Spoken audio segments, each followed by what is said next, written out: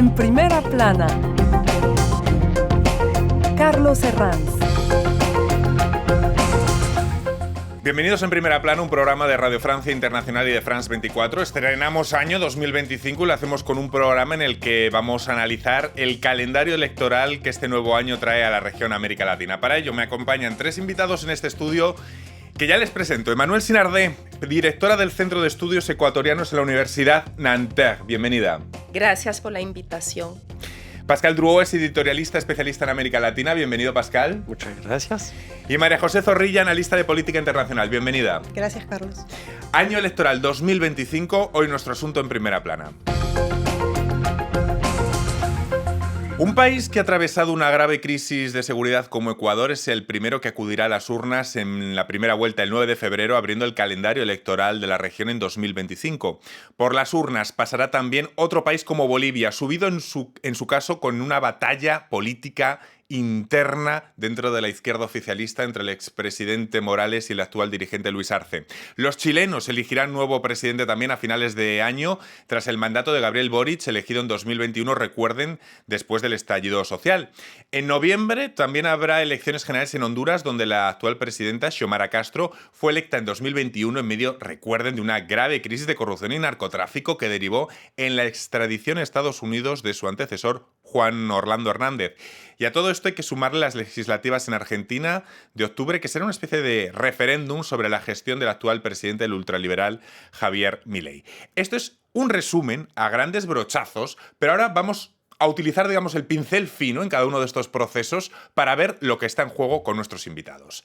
Antes de ello, repasemos lo que dice la prensa. El Deber de Bolivia. Opositores trazan una ruta a la unidad de cara a las elecciones. El Mercurio de Ecuador dice que los otros candidatos ven desigualdades en la contienda electoral frente al presidente Noboa.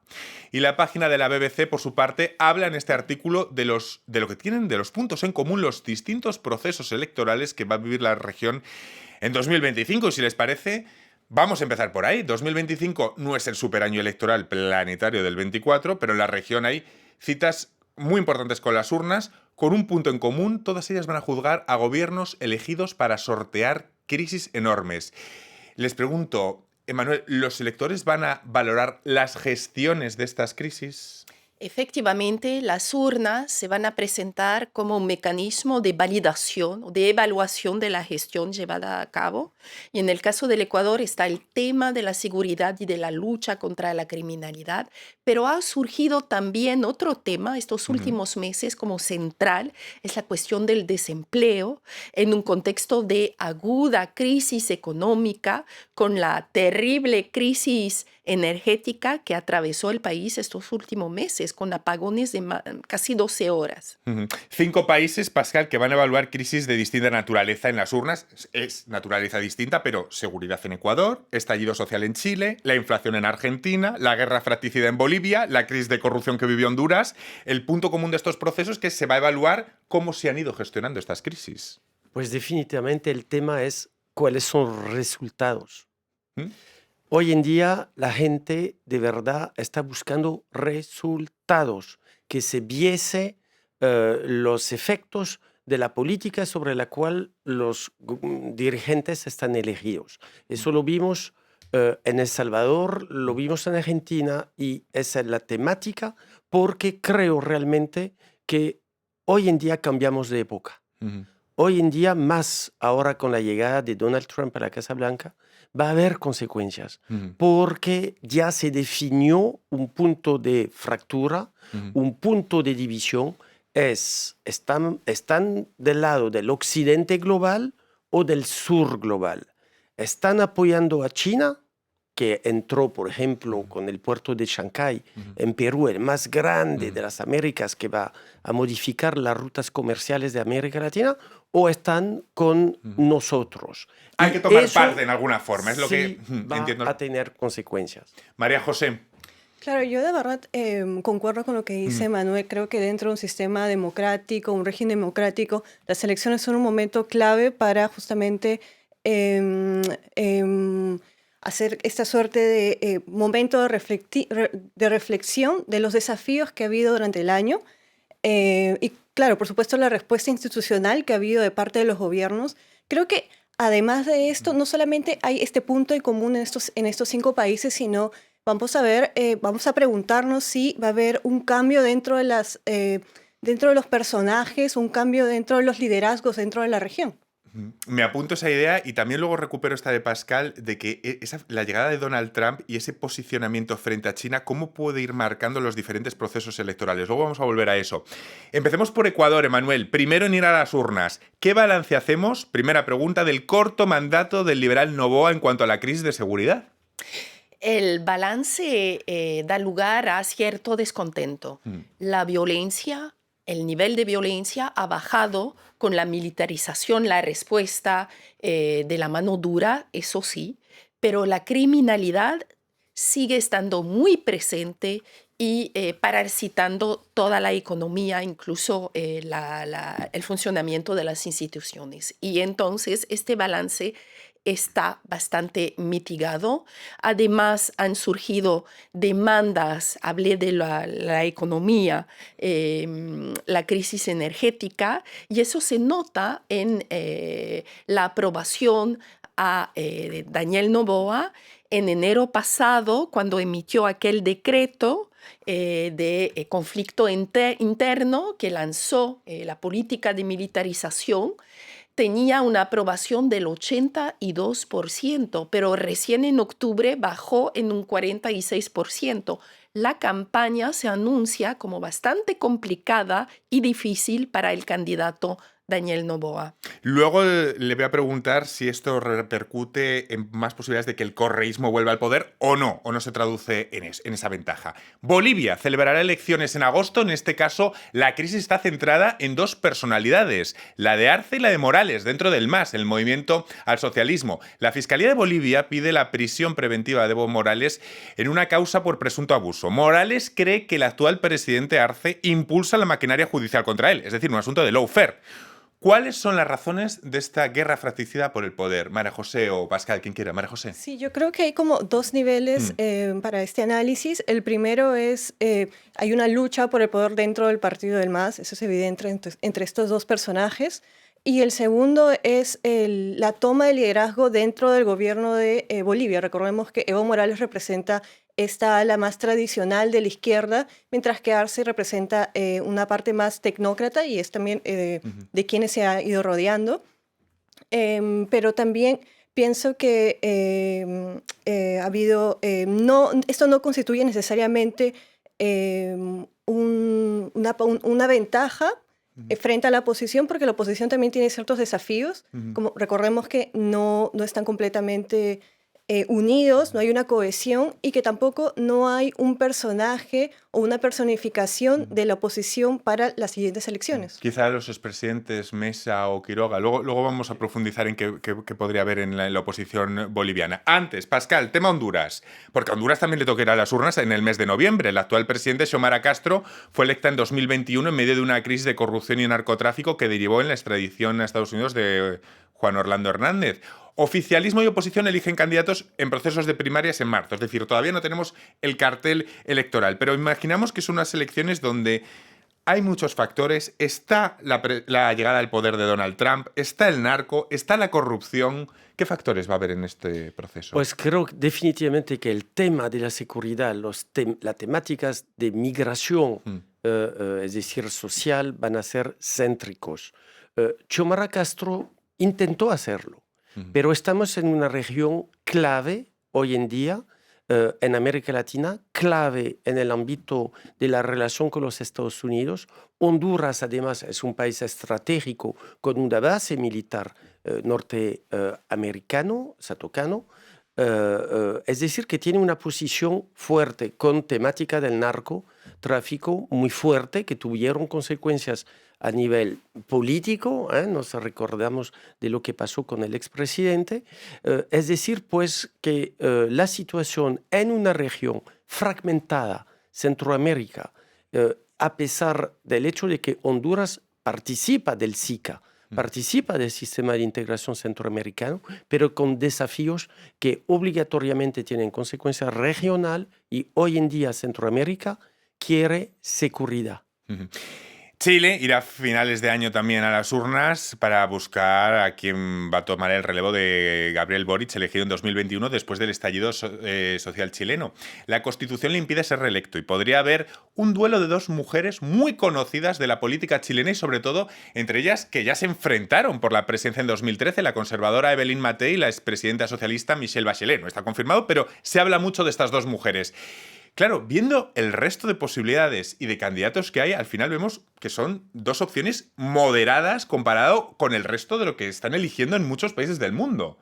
Al final, dos personas muy conocidas, con mucha tradición en la política chilena. ¿Cómo lo ven? Me parece, en el caso de Chile, de que a pesar de tener a estas dos figuras, tenemos una fragmentación del paisaje político y el gobierno o el presidente o la presidenta elegida tendrá que negociar, pasar pactos, negociar alianzas con otras formaciones que no son siempre tan moderadas. Y pienso en particular en las derechas. María José, ¿qué le parece? Me parece bastante curioso cuando estuve haciendo la investigación para lo que estamos comentando, para el análisis, que, claro, ambas representan diferentes tendencias ideológicas, pero históricamente las dos vienen de familias militares durante el golpe de Estado de Pinochet. Y que se conocen muy bien. Y que se conocen muy bien, que vivían una enfrente de la otra, sus padres eran amigos. Muy buena relación entre ellas. Claro, y entonces, y al final, a este momento de su vida, ahora son oposición, entonces debe ser una dinámica bastante interesante y bastante conflictual. Sí, y dos mujeres. Yo creo que sobre todo que eso ilustra el fracaso de Boric. Recordémonos de las condiciones de su elección, de la esperanza. Él dijo un cambio drástico. Un desencanto en una esperanza que hubo. Totalmente, pero un cambio constitucional, un cambio de práctica política. Lo que trajo, lo que significaba la elección de Gabriel Boric, una ruptura total, drástica, histórica. Veamos ya para el cuarto año la situación. Es un fracaso. Total. Así que ilustran ese fracaso. Creo que tienen que inventar un nuevo esquema de esperanza. Ya creo que los temas que llevan a la época 70-80 ya no son los temas. Veamos la elección que hubo, porque Chile acaba de tener elecciones. Las elecciones municipales. Veamos, por ejemplo, la elección del nuevo alcalde de Santiago de Chile, Mario Debord, que ha sido totalmente contundente frente a la alcaldesa saliente que surgía de las fuerzas de izquierda y comunista. Es decir, que ya hay también desilusión con esa idea de un cambio drástico, histórico, etcétera. Y, por supuesto, también resultados, que haya resultados económicos frente a un país, Argentina, que es el país vecino de Chile y a donde, pues, ahí hay una línea muy definida por Milei. Vamos a coger ese hilo a vuelta de pausa, la de Argentina, porque también los argentinos van a ir a las urnas en 2025. Hacemos pausa y volvemos enseguida. Enlace del Cono Sur hasta el Océano Índico. Desde los Andes hasta China. Una mirada semanal con los temas más importantes de los países. Presentado por los corresponsales de France 24 en español. Enlace en France 24 y france24.com.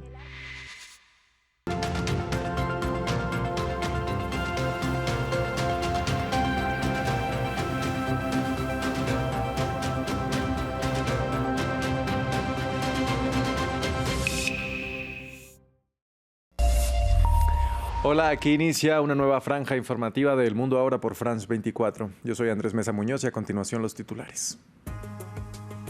Hay expectativa en Medio Oriente.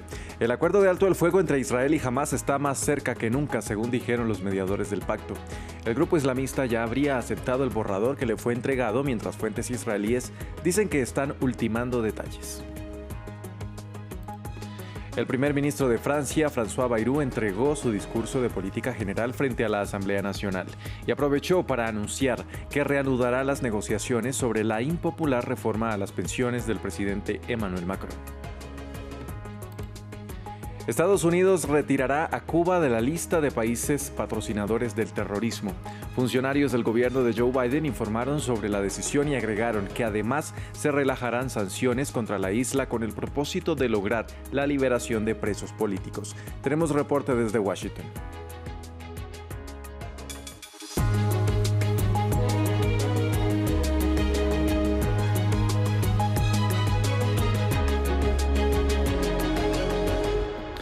Vamos a empezar en Medio Oriente con las negociaciones entre Israel y Hamás para lograr un alto el fuego. Desde Qatar afirmaron que un acuerdo estaría más cerca que nunca. Fuentes extraoficiales afirmaron que el grupo palestino aceptó el borrador del pacto según la agencia AFP y desde Israel aguardan noticias positivas. Ramiro Cuevas Verena tiene los detalles. Israel y Hamás en el punto más cercano a un acuerdo de tregua. Esa fue la afirmación que hizo el portavoz del Ministerio de Exteriores catarí en una conferencia en Doha. Lo que se puede confirmar es que se han enviado los borradores a ambas partes. Se han resuelto las dificultades que enfrentaban las principales cuestiones pendientes entre las dos partes y ahora se están llevando a cabo conversaciones sobre los detalles finales. El acuerdo implicaría el cese al fuego en la Franja de Gaza y la liberación de los rehenes que Hamás tiene en su poder desde el 7 de octubre. Dos aspectos trascendentales para cada parte. Sin embargo, alcanzar un pacto con el grupo palestino puede generar una ruptura dentro de la coalición de gobierno de Israel. El ministro Itamar Ben-Gvir amenazó con romper la alianza en disconformidad con el potencial acuerdo que se logre en Qatar. El acuerdo que se está formando está hecho para Hamás. Hago un llamamiento a mi amigo, el ministro Bezalel Smotrich, para que se una a mí en plena cooperación contra el acuerdo que se está redactando. El poder de nuestro partido no es suficiente para impedir el acuerdo por sí solo, pero juntos podemos ir al primer ministro e informarle que si sigue adelante con el acuerdo, dimitiremos del gobierno. La agencia AP afirmó, citando a dos funcionarios involucrados en las negociaciones, que Hamás aceptó el borrador. Desde Israel, al momento, fueron más cautelosos, pero dijeron que esperan recibir buenas noticias pronto. El secretario de Estado de Estados Unidos, Antony Blinken, dijo que el gobierno saliente entregará a Donald Trump un plan para la gestión de Gaza después de la guerra, que incluye detalles de una misión de seguridad provisional. Blinken dijo además que Israel debe aceptar una vía para la creación de un Estado palestino bajo condiciones. Israel tendrá que aceptar la reunificación de Gaza y Cisjordania bajo el liderazgo de una autoridad palestina reformada y debe adoptar un camino con plazos y condiciones para la formación de un Estado palestino independiente. Este lunes, Nawaf Salam, juez de la Corte Internacional de Justicia, fue nombrado primer ministro de Líbano. Obtuvo el respaldo de 84 de 128 parlamentarios y reemplazará al interino Nayib Mikati. Para muchos, su elección representa un mensaje a favor del cambio y las reformas en un país sumido en una crisis multidimensional. Sin embargo, también simboliza un giro en la reconfiguración de las fuerzas políticas y geopolíticas de Oriente Medio que acentúa el debilitamiento de Hezbollah. Amal Ben-Otman nos amplía. En Líbano, un día después de la designación del nuevo primer ministro Nawaf Salam, los titulares de los periódicos destacaron el hecho. Desde 2019, Salam sonaba como posible jefe de gobierno, pero no lograba los votos necesarios. Ahora, su nombramiento marca un cambio en el país y en la región. Respaldado por Arabia Saudita y Occidente, su designación fue bien recibida por parte de la sociedad civil libanesa, que desde hace años clama por reconstruir el país tras la crisis económica, la explosión del puerto en Beirut, la pandemia y la guerra con Israel. El primer ministro Nawaf Salam es un juez competente y capacitado. Creo que puede dirigir el país, formar un gobierno y cumplir sus promesas. Con esta administración el país avanzará y se calmará. Dios quiera que gestione bien al país. Habrá formaciones, se establecerá un Estado y creo que el Líbano se dirige hacia una etapa de gran prosperidad. Salam ya declaró que es momento de abrir un nuevo capítulo con prioridades centradas en la reconstrucción tras la guerra, justicia para las víctimas del puerto de Beirut y enfrentar la crisis económica. En Líbano, el puesto de primer ministro es reservado a los sunitas. Nawaf Salam recibió el apoyo de líderes drusos y cristianos, pero no de Hezbollah ni de su aliado el partido chiita Amal. Ahora debe iniciar consultas para formar gobierno, un proceso habitualmente lento en Líbano. Salam lleva más de 15 años trabajando en instituciones internacionales, incluida la Corte Internacional de Justicia. Su mandato en este órgano estuvo marcado por el caso de la denuncia presentada por Sudáfrica contra Israel por violaciones a la Convención sobre el Genocidio en Gaza. Cuando asumió el lunes, medios como el Jerusalem Post lo tildaron de anti-israelí. Hezbollah, debilitado tras la guerra de Israel contra Líbano y la muerte de Hassan Nasrallah, enfrenta el declive del eje pro-iraní agravado por la caída de Bashar al-Assad.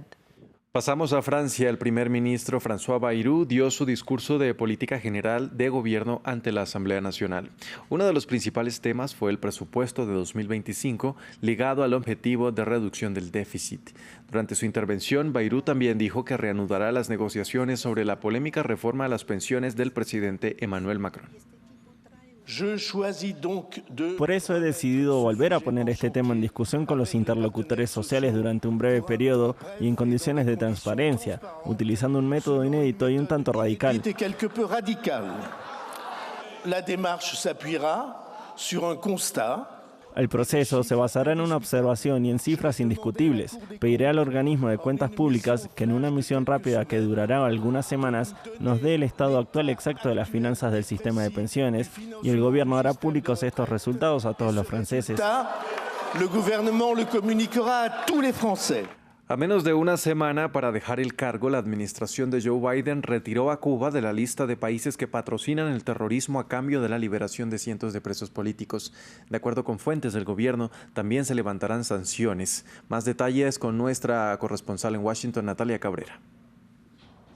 Con la eliminación de Cuba de la lista de países que patrocinan el terrorismo y el levantamiento de algunas de las prohibiciones para hacer negocios con la isla, el presidente saliente Joe Biden flexibiliza las políticas de Estados Unidos frente al régimen cubano como parte de un acuerdo alcanzado con mediación de la Iglesia Católica, según informaron funcionarios del Consejo de Seguridad Nacional del Departamento de Estado, y que incluye además la liberación de cientos de presos políticos cubanos a cambio, especialmente de los detenidos durante las históricas protestas del 11 de julio de 2021.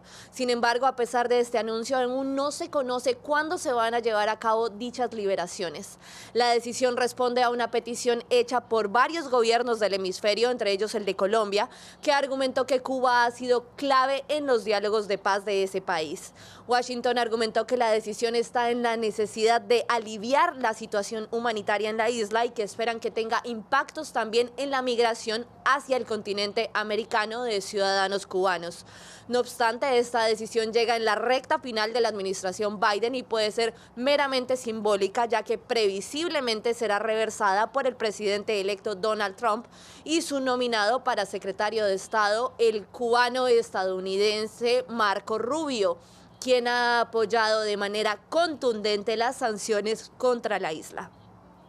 Cuba fue incluida a la lista de naciones patrocinadoras del terrorismo por Donald Trump en 2020, quien argumentó que allí en la isla recibían refugio terroristas de distintas nacionalidades. Además, a su llegada al poder en 2017 reversó el histórico restablecimiento de las relaciones diplomáticas entre Estados Unidos y Cuba, acordado en 2014 entre los entonces presidentes de Estados Unidos, Barack Obama, y de Cuba, Raúl Castro, con el restablecimiento de las sanciones por parte de Washington a La Habana. El nominado por Donald Trump para convertirse en secretario de Defensa, Pete Hegseth, fue criticado durante la audiencia de confirmación para el cargo en el Senado. Al ex presentador de Fox News se le cuestionó no tener el carácter ni la compostura para liderar el Pentágono. Esto tras una serie de polémicas declaraciones como oponerse firmemente a que las mujeres ocupen puestos de combate. Hegseth defendió su historial. El Departamento de Defensa bajo el mando de Donald Trump logrará la paz mediante la fuerza y en la búsqueda de estos objetivos de seguridad nacional de Estados Unidos primero, seguirá siendo patrióticamente apolítico y estridentemente constitucional. A diferencia de la administración actual, la política no debería tener ningún papel en los asuntos militares. No somos republicanos, no somos demócratas, somos guerreros estadounidenses. Donald Trump habría sido condenado por el asalto al Capitolio en 2021 de no haber ganado las elecciones de 2024. Al menos eso es lo que dice el esperado informe del fiscal especial Jack Smith, publicado este martes. El presidente electo respondió con dureza acusando al fiscal de persecución mientras reiteraba su inocencia. La publicación de este documento pone fin a un caso judicial sin precedentes en la historia de Estados Unidos. Es el documento que Donald Trump preveía y cuya publicación era altamente esperada en Estados Unidos a pocos días de su investidura. El informe del fiscal especial Jack Smith, a cargo de 2 investigaciones contra Trump, sostiene que había pruebas suficientes para condenar al republicano por intentos de revertir los resultados de las elecciones de 2020 y por su presunto papel en el asalto al Capitolio el 6 de enero de 2021. Según se alega en las imputaciones originales y suplementarias, hay pruebas contundentes que demuestran que Trump emprendió un esfuerzo criminal sin precedentes para anular los resultados legítimos de las elecciones con el fin de mantenerse en el poder. El informe señala que Trump habría sido condenado si no hubiera ganado las elecciones de noviembre pasado. El presidente electo respondió con un mensaje virulento en su red Truth Social. El desquiciado Jack Smith no pudo procesar con éxito al oponente político de su jefe, el corrupto Joe Biden. Jack es un fiscal inepto que no logró llevar su caso a juicios antes de las elecciones que gané por un amplio margen. Los votantes han hablado. Tras perder contra Joe Biden en 2020, Trump fue acusado de lanzar una campaña de alegaciones de fraude y de presionar a funcionarios. Los llamados a la movilización de sus seguidores culminaron en el ataque al Capitolio, aunque luego de su reciente victoria, varios procesos judiciales en su contra se detuvieron, incluyendo el caso de documentos clasificados, también investigado por Jack Smith. La publicación de este informe podría representar el último capítulo del Departamento de Justicia sobre este sombrío episodio de la historia de Estados Unidos. Y seguimos en Estados Unidos. El Servicio Meteorológico Nacional emitió una advertencia de una situación especialmente peligrosa en zonas de Los Ángeles ante la reintensificación de los vientos y terreno seco. El fuego ya se cobró la vida de 24 personas, obligó a evacuar a 92,000 más y quemó áreas equivalentes a la capital, Washington, D.C. Más detalles en el informe de Daisy Lanza. Bomberos en Los Ángeles combaten el fuego.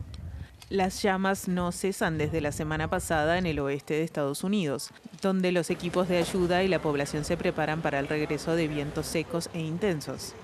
Según el Servicio Meteorológico Nacional, gran parte de Los Ángeles y el condado de Ventura podrían sufrir ráfagas de los llamados vientos de Santa Ana desde la madrugada del miércoles.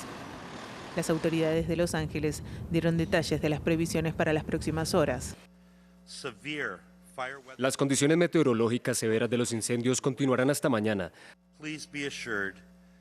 Tengan la seguridad de que todos los departamentos de bomberos y asistencia de la zona estarán preparados. La noche del lunes, el presidente de Estados Unidos, Joe Biden, pidió ayuda al Congreso para enfrentar los costos de los daños. Y las autoridades ya informaron que iniciaron una investigación federal para determinar las causas del incendio que aún se desconocen. Entre los afectados se encuentran los 93 residentes de Terraces, una residencia de ancianos en las montañas de San Gabriel, en Los Ángeles. En primer lugar, estaba temblando mientras me acercaba a la propiedad. El corazón se me salía del pecho. Y cuando doblé la esquina por primera vez y vi el edificio, no pude controlar mis emociones. Este era nuestro hogar. La población, incluido el comediante Jay Leno, intentan ayudar a los más de 92,000 evacuados desde refugios y centros de acogida. Pero la situación aún está lejos de solucionarse. Hasta aquí este informativo en France 24. Gracias por acompañarnos. Los invitamos a que continúen con toda nuestra programación.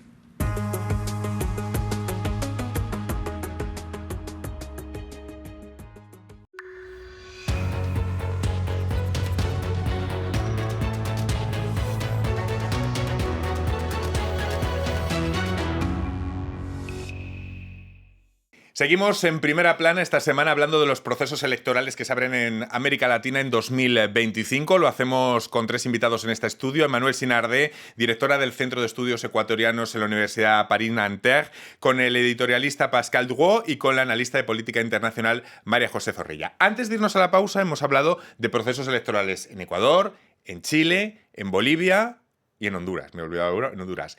Nos queda uno más. Argentina, que también los argentinos van a las urnas porque celebra elecciones legislativas para renovar la mitad de la Cámara de los Diputados y 1/3 del Senado.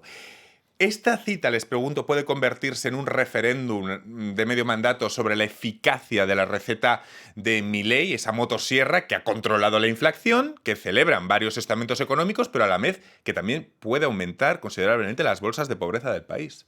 Sí, Manuel. efectivamente, podemos considerar como un plebiscito o no estas elecciones a la gestión de Milei, que prometió una serie de medidas y las está llevando a cabo. Sí. Y a pesar de las críticas que pueda haber, al menos se aprecia en él la capacidad de realizar lo anunciado. Sí, prometió un electroshock, el electroshock está ahí, las consecuencias también. Y supongo que los argentinos van a evaluarlo ahora en las legislativas. Pascal. Sí. Este año lo anuncio como un año ya de renacer económico.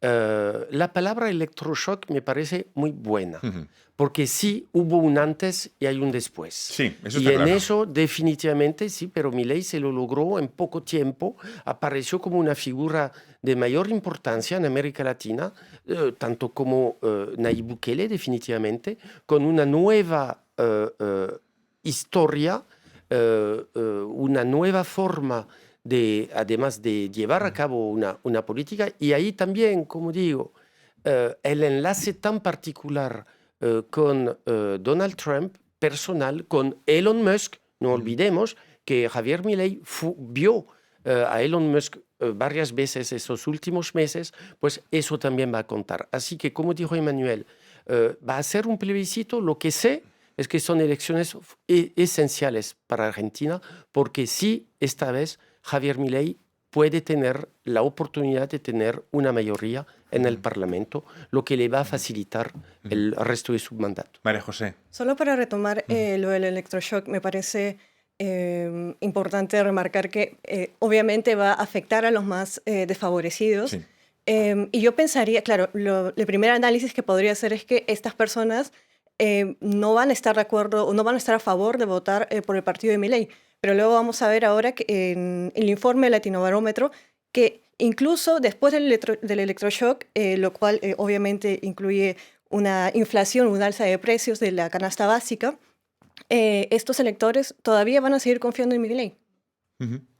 Sí, luego lo vamos a comentar todo eso también. Es verdad que hay procesos de 2024 que han derivado en 2025. Está, por ejemplo, el caso de Venezuela, de la que no nos olvidamos. Es como capítulo aparte, ¿no? No queremos abrir ese melón porque nos llevaría a hablar todo el tiempo de este programa. A Venezuela le dedicaremos un programa muy pronto. Y luego también, bueno, Estados Unidos, ¿no? Que también deriva en la toma de posesión dentro de unos días del propio Donald Trump. Volvemos a los procesos de 2025. Ecuador.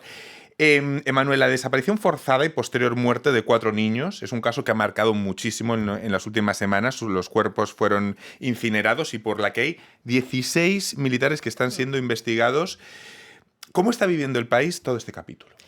Este hecho provocó una gran emoción, una indignación, pero no pone en tela de juicio la demanda para más seguridad y no pone en tela de juicio tampoco la militarización, la presencia de las Fuerzas Armadas en las calles para luchar contra la criminalidad. Sí, recordémonos de los términos de la última campaña en agosto 2023, la violencia integrada que atraviesa Ecuador. Eso me parece fundamental. Nadiel Noboa cumple con lo que puede en un contexto que es inextricable. De hecho, les quería preguntar, el modelo Bukele, que arrasó en las urnas el año pasado, ¿hasta qué punto puede ejercer influencia, ya no solo en países de América Central, sino también esta vez en esta cita electoral en Ecuador? Creo que este caso de desapariciones forzadas sí representa un desafío adicional para los actuales candidatos, que son 16. O sea, es la capacidad de llevar a cabo una, por decirlo así, mano dura, pero compatible con el respeto a los derechos humanos. Y entonces esto genera una dificultad más. unos candidatos se sitúan claramente del lado de una militarización extrema, estilo Bukele. Pienso en el grupo Suma, que anunció en su programa la voluntad incluso de crear un muro entre Ecuador y Colombia para luchar contra la circulación de la delincuencia y del narcotráfico, pero otros intentan pensar esta estrategia desde una perspectiva mucho más compatible con también la demanda que existe entre parte del electorado y que es más democracia, más transparencia. Antes lo ha evocado María José y quiero profundizar en ello. La encuesta Latino Barómetro de 2024 divulgada hace unos días indicó que una mayoría de 52% de los latinoamericanos apoya la democracia, 4 puntos más que el año anterior. La subida creo que es la más acentuada de este índice en 14 años. Claro, le pregunto, María José, esto es un buen síntoma de crecimiento, pero también es inquietante si nos preguntamos qué piensa el otro 48% de los latinos. Claro, por supuesto. Depende de cómo lo veamos. Sí. Y me pareció interesante dentro de este informe, hay un término, es democracia resiliente. Entonces, claro, esto nos recuerda de que durante muchos años en América Latina hubo este péndulo entre regímenes democráticos y regímenes autoritarios, y ahora, al menos durante 20, 30 años, estamos viviendo durante la primavera democrática. Entonces, creo que es una buena señal, es un buen síntoma. El informe también concluyó que en los países en la región aumenta la satisfacción con la democracia respecto a 2023, salvo en 2 casos, que es por los que los voy a preguntar. Honduras y Bolivia con importantes retrocesos. De hecho, Bolivia aparece como el país más crítico respecto a la democracia en 2024. Hay una crítica en la percepción de que algo les está fallando a los hondureños, a los bolivianos, y que hay que darle una respuesta. Parece que les están fallando sus democracias, por lo que dice el Latino Barómetro, con datos muy contundentes. Yo estoy bastante sorprendido porque ¿qué pasará entonces en Haití y en Venezuela? Claro. ¿Qué pasará en Nicaragua? ¿Dónde están en esas cifras? Sí. Yo lo que veo y que tengo la chance, oportunidad de viajar por toda América Latina, veo hoy en día una gente preocupada por su situación, su seguridad. Y ahí sí quieren resultados porque hoy en día está percibido la seguridad como la precondición al restablecimiento democrático. Cuando uno no puede salir, cuando uno está asesinado, cuando en elecciones, pienso en Ecuador, fue asesinado Fernando Villavicencio, no lo olvidemos, sabemos en cuáles condiciones fue asesinado el Procurador General de Paraguay en su luna de miel en Colombia. Hay presiones contra periodistas, contra los jueces, militares, policías que están matados cada semana en América Latina. Eso es lo que vive la gente y que ya no quiere más. Y creo que la tendencia hoy en día, justamente, y la tendencia de 2025 va a ser esta. Queremos vivir en condiciones que después nos permiten consumir mejor, pensar en el modo interés general democrático, pero hoy en día la urgencia prácticamente global en un continente totalmente diverso, definitivamente es esta. Es que vivamos en ese esquema. La gran pregunta seguridad. respecto a ello es si esa seguridad tiene que llegar a fuerza de autoritarismo y sin respetar las libertades, o si puede haber una vía en la que se respeten las libertades y se proponga esa seguridad. Es la dicotomía. Precisamente estamos hablando de una dicotomía oposición, democracia y algo antidemocrático. Creo que lo que está en juego también con el ideal de democracia a veces es una democracia vigilada o con límites. Hay parte de la población que podría tolerar una democracia limitada con tal de que efectivamente estén satisfechas sus demandas económicas y en seguridad. Y entonces no hay una democracia, creo, sino un modelo que se está reformulando para permitir fenómenos dentro de un marco legal, dentro de un marco democrático, pero fenómenos que son, desde una perspectiva exterior, fenómenos casi autoritarios. Y lo vemos en el Ecuador con pugnas, polémicas. Hemos ido de país a país, pero también estamos hablando, como ven, de América Latina, de tendencias en general, que era también un poco el objetivo del programa, ir caso por caso, pero también hablar de tendencias generales. Entonces, yo les preguntaría cómo ven ustedes la fortaleza de la democracia en la región en tiempos de populismo mundial. María José. Sé que las lecturas son múltiples, ¿eh? A lo mejor no hay una lectura simple, a lo mejor no hay una... Pero bueno, quizá tengamos elementos. A mí me parece que esta forma de entender la democracia es peligrosa. Y creo que abre una pregunta, ¿no? Que es la que estamos conversando. Es que solamente por tener elecciones para elegir a nuestros candidatos significa que eso es democracia. No significa la democracia quizás compartir valores como la igualdad, la libertad, estos valores que tenemos en Francia. Bueno, y a veces incluso elegimos candidatos y alguno es asesinado. Entonces, claro, nos preguntamos por la democracia cuando hay candidatos asesinados. Sí. Lo que dice María Josefa es importante porque Bashar al-Assad también fue elegido en Siria. Es decir, hay el aspecto solamente automático, mecánico o un debate con... Y Putin también tiene elecciones, sí. Es decir, el hecho de celebrar elecciones en sí misma, no, hay múltiples factores para evaluar, hay contrapoderes, hay que ver la libertad de prensa, hay que ver cómo funciona el sistema judicial, hay múltiples factores para evaluar una democracia y por supuesto no pueden ser solo las urnas. Y haría un resumen rápido solamente entre la legitimidad, el uso legítimo, la legitimidad, la representación de un dirigente o el aspecto legal, la lucha entre legitimidad y legalidad. Y en eso no es lo mismo. Hoy en día la institucionalización del régimen autoritario en Nicaragua puede ser legal, pero será legítimo cuando en 2019 hubo tantos muertos de los estudiantes en manifestaciones. No creo. Y eso es el debate en América Latina hoy en día. ¿De dónde sale la legitimidad? Y efectivamente la cuestión de los resultados de las reformas llevadas a cabo es una cuestión central. Y hay una tolerancia incluso a ciertos procesos poco democráticos con tal de que... Nos quedamos hoy porque me quedo ya sin tiempo para más. Ha sido un placer, María José, Manuel, Pascal. Muchísimas gracias a todos ustedes. Hasta la próxima semana en Primera Plana. Gracias.